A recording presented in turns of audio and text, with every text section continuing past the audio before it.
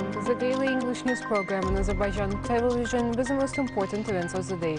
I'm your host, Rəsmi. President of the Republic of Azerbaijan, Ilham Aliyev, and President of the European Council, Charles Michel, met in Brussels.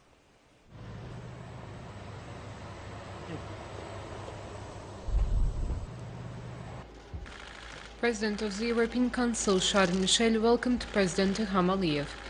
They then posed for photographs.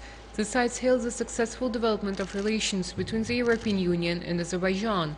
They recalled Charles Michel's visit to the Republic of Azerbaijan. The EU's support for the normalization of relations between Armenia and Azerbaijan was pointed out at the meeting. President Ilham Aliyev thanked Charles Michel for his contribution to these issues. They also exchanged views on the trilateral meeting to be held today between the European Union, Azerbaijan and Armenia. The sides also discussed the issues related to the delimitation and demarcation of the Armenian-Azerbaijani border. They held a broad exchange of views on the opening of communications, humanitarian issues and other topics.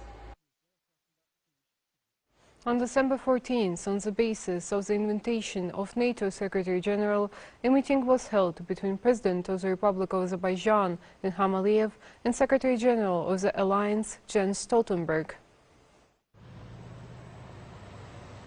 Secretary-General Jens Stoltenberg welcomed President Ilham Aliyev at the NATO headquarters.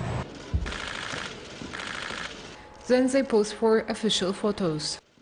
During the meeting, the NATO Secretary-General said that Azerbaijan was a valuable partner of the alliance and added that he highly appreciated the services of the Azerbaijani armed forces in the resolute support operations in Afghanistan.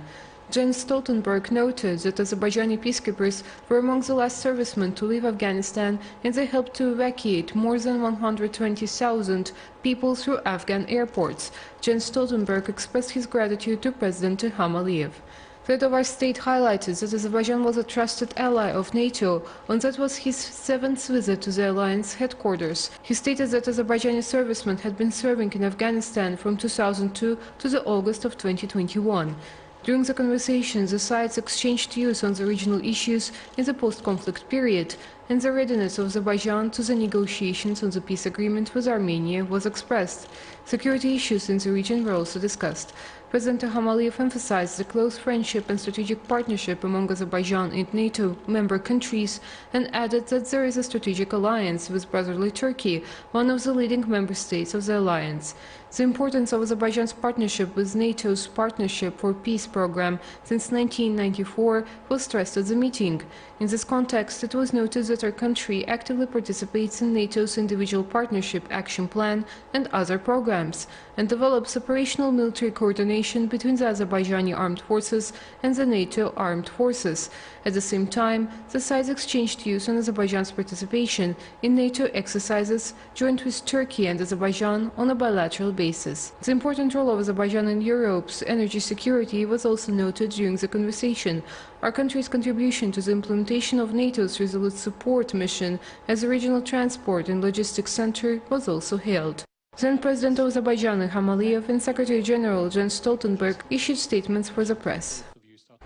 During the meeting, views on the development of Azerbaijan-NATO cooperation and practical cooperation, Azerbaijan's contribution to the alliance's Resolute Support mission in Afghanistan, development of cooperation between Azerbaijan and NATO in the planning analysis process and other programs, as well as Azerbaijan's role in European energy supply in regional processes were exchanged. NATO member states have once again expressed support for the territorial integrity, sovereignty and inviolability of Azerbaijan's internationally recognized borders. It was noted that this position has been repeatedly stated in the NATO summit documents. NATO member states stressed the role of Azerbaijan in the Resolute Support mission. The role of the Azerbaijani military personnel in the evacuation of more than 120,000 civilians via Kabul airport was highlighted by NATO officials. Azerbaijan took part in the mission from 2002 to August 27, 2021, and was one of the last countries to leave Afghanistan. The meeting also noted the increased operational military alignment between the armed forces of Azerbaijan and NATO. During the event, the sides exchanged views on issues of mutual interest and answered questions from representatives of member states. President İlham spoke in detail about Azerbaijan's role in the region, especially the new geopolitical situation in the region after the end of the Patriotic War, Azerbaijan's readiness to start negotiations on peace agreements with Armenia, as well as preparations for the delimitation and demarcation of borders. The head of state noted that about 20 NATO members import oil from Azerbaijan.